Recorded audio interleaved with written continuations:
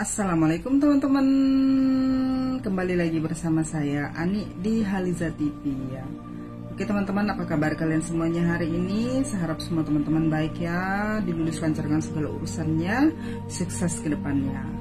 Oke, di video kali ini saya mau sedikit sharing tentang proses bekerja ke Hong Kong teman-teman. Karena ada beberapa teman yang nanya bagaimana sih prosesnya kak ke Hong Kong gitu teman-teman. Jadi sebelum saya lanjut sharingnya, jangan lupa like, subscribe, and then bunyikan loncengnya biar nggak ketinggalan informasi dan video selanjutnya dari Haliza TV.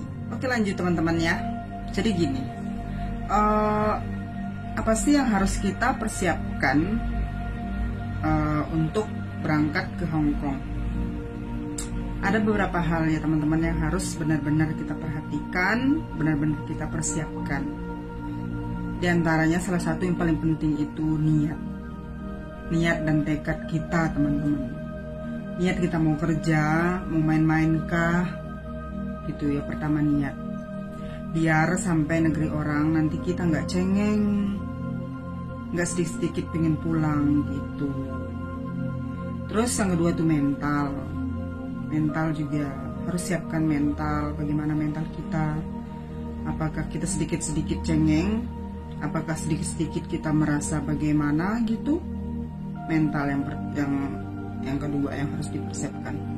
Terus yang ketiga izin dari suami, dari orang tua yang perlu. Yang sudah berumah tangga seperti saya harus ada izin dari suami biar plong gitu jalannya, biar sama-sama enak, biar sama-sama saling mendoakan. Alhamdulillah ya. Terus yang belum nikah dari orang tua izin harus ada. Nah untuk selanjutnya, untuk proses selanjutnya itu kita harus medikal, cek kesehatan bagaimana, apakah ada penyakit, apakah semua dicek ya. Nah setelah proses medikal kita berangkat ke PT. Kita berangkat ke PT. Nah di PT itu kita bisa sampai 3 bulan, 4 bulan kadang teman-temannya. Nah di situ kesempatan kita belajar. Nah di PT itu kita bisa belajar semuanya tentang bahasa, memasak, bersih-bersih, tata krama, semua ada di situ di PT. Jadi setelah sampai PT kita diam di situ dulu, belajar tentang bahasa. Nah untuk bahasa kita harus bisa bahasa, at least bahasa Inggris yang terutama ke Hong Kong. Nanti di PT di situ diajarkan bahasa Kantonis kan gitu. Jadi teman-teman yang merasa belum bisa bahasa, yang non, pasti bilang, saya kan nggak bisa bahasa Kantonis kak, bagaimana, apakah bisa nggak saya pergi? Namanya kita non, pasti nggak bisa. Semua bahasa namanya kita non nggak bisa. Saya juga begitu dulu, bahasa Kantonis sama sekali nggak bisa, karena itu bukan bahasa kita, udah pasti itu. Jadi jangan merasa takut karena nggak bisa bahasa, karena di PT nanti diajarin basicnya, apal kosakata, bikin kalimat, semua tentang sayuran, tentang pergi belanja, tentang bagaimana ngomong sama majikan, semua diajarin di PT ku. Tapi yang punya bahasa Inggris lebih bagus, at least bisa bahasa Inggris dikit-dikit, karena di Hong Kong itu banyak majikan yang membutuhkan cece yang bisa bahasa Inggris karena menjaga anak-anak gitu, teman-teman. Nah setelah proses di PT berlangsung 2-3 bulan gitu, kita tinggal tunggu job. Kalau udah interview lancar sama majikan, oke, gimana, walaupun udah bisa bahasa Hong Kong, tapi kalau attitude kita kayaknya kelihatan baik, dilihat sama majikan, calon majikan, mungkin oke, bisa turun job atau bagaimana karena bisa sedikit bahasa. Pokoknya tergantung nasib sudah itu. Tunggu turun job, menunggu lagi. Setelah menunggu turun visa kan, turun visa entah sebulan ke depannya, 2 bulan ke depannya, tergantung, sudah semuanya tergantung sikon dari proses di sini juga di Hong Kong, turun cepat lambatnya turun visa, semua tergantung dari sininya juga gitu. Nah setelah turun visa kita teman-teman baru PAP.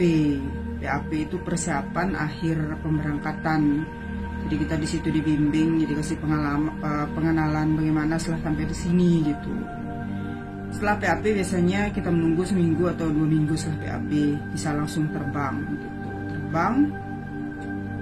Nah, untuk terbang ini kadang-kadang kita harus mempersiapkan beberapa hal seperti baju lah gitu, apa kayak sabun kayak apa gitu untuk selanjutnya di sini gitu, karena kita di sini tidak tahu majikan kita bagaimana kan, entah dipersiapkan sabun atau enggak, asal bawalah beberapa gitu, dan beberapa baju dingin gitu teman-teman. Setelah terbang oke, ya tinggal di agent, tinggal dijemput sama majikan gitu teman-teman. Jadi teman-teman yang ada niat pengen ke Hong Kong, jangan takut. Yang harus dipersiapkan itu mental sama niat, itu saja. Nanti bahasa dengan sendirinya insya Allah langsung bisa. 3 bulan, 6 bulan dengan sendirinya akan bisa. Yang penting niat sama mental harus kuat dulu, karena kita tidak tahu majikan seperti apa nanti kan. Kalau dapat majikan yang baik alhamdulillah gitu. Nah gitu teman-teman ya, sekilas saya sharing pengalaman pribadi saya, seperti itulah prosesnya dulu gitu teman-teman. Terima kasih sudah mau mendengarkan celotehan saya.